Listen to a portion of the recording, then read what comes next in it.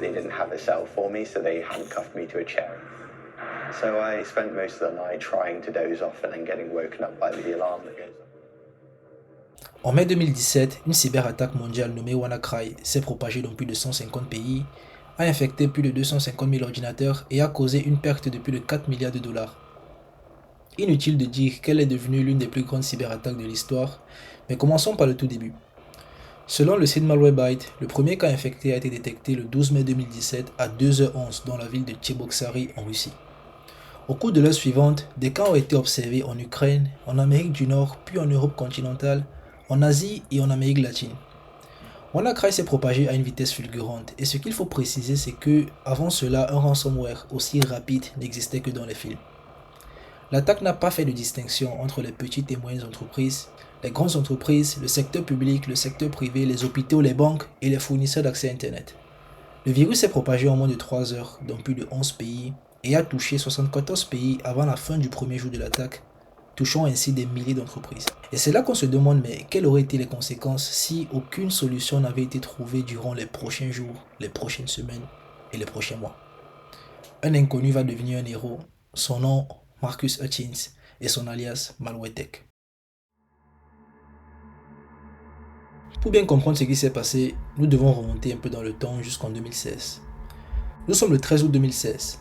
Pendant que l'Amérique débat de Clinton contre Trump, un événement sismique se déroule discrètement sur Internet. Un message bizarre vient d'apparaître sur GitHub. Au premier coup d'œil, ça ressemble à une blague, mais pour le petit cercle des experts en cybersécurité qui le lisent, c'est l'équivalent numérique d'une bombe atomique. La NSA vient d'être piratée. Le groupe d'hackers, les Shadow Brokers, viennent de faire leur entrée sur la scène mondiale et ils n'arrivent pas les mains vides. Ils prétendent avoir volé des cyberarmes à l'Echoshon Group, le nom de code donné au groupe de hackers d'élite de la NSA. Le message commence ainsi. Attention government sponsors of cyber warfare and those who profit from it. How much you pay for enemy cyber weapons? Not malware you find in networks. Kaspersky calls Equation Group.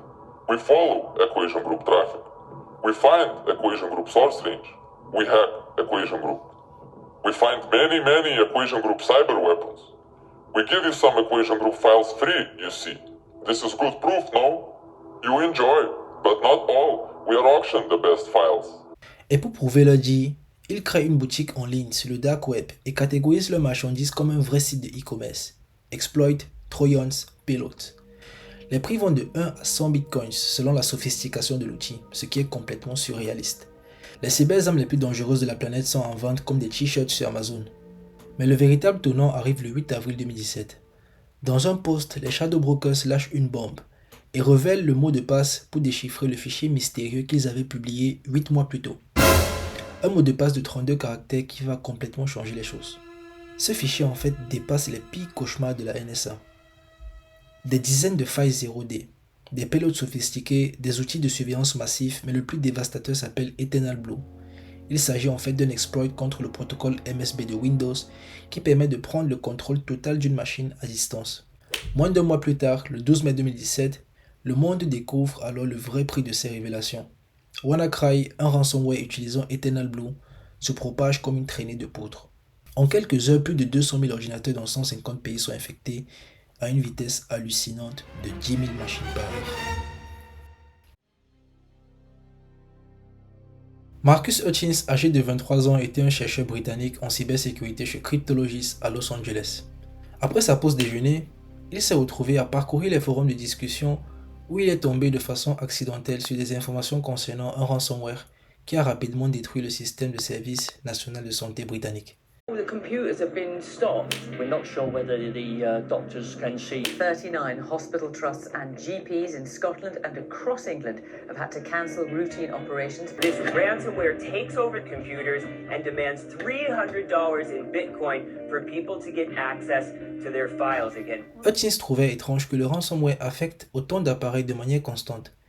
Il a donc demandé à un de ses amis de lui passer un échantillon du logiciel malveillant pour pouvoir faire du reverse engineering dessus et comprendre comment il fonctionne. Marcus a testé WannaCry dans un environnement complètement isolé et s'est rendu compte qu'il essayait de se connecter en permanence à un domaine non enregistré. Hutchins a donc acheté ce domaine, ce qui à son insu a effectivement stoppé l'infection WannaCry. Le virus avait un kill switch, un interrupteur secret. S'il détecte que le domaine existe, il s'éteint tout seul. Et en activant ce domaine, Marcus a stoppé la plus grande cyberattaque de l'histoire moderne. It was the biggest hack attack the world has ever seen, but attempts to stop the virus spreading appear to be working. I've had people sort of inundating me with messages thanking me, saying that I'm a hero. I mean, I sort of just registered this domain for tracking and I didn't intend for it to like sort of blow up and me to be all over the media.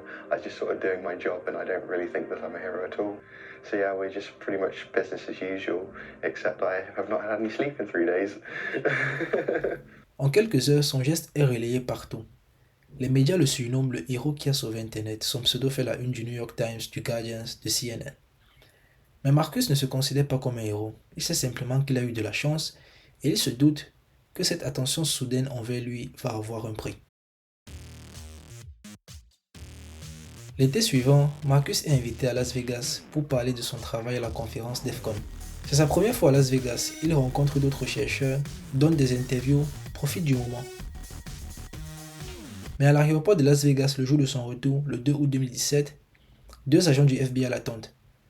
Marcus Hutchins est arrêté, accusé d'avoir créé des années plus tôt un malware appelé Chronos, un outil utilisé pour voler des données bancaires.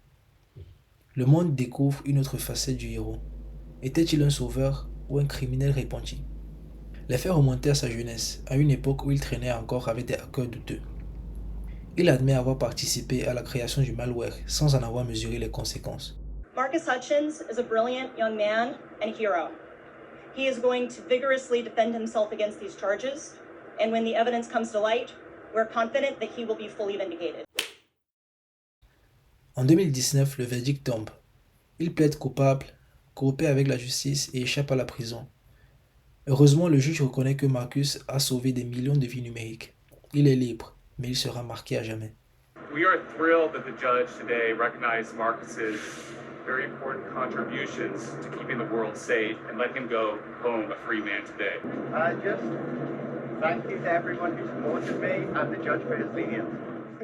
WannaCry aura causé plus de 4 milliards de dollars de dégâts.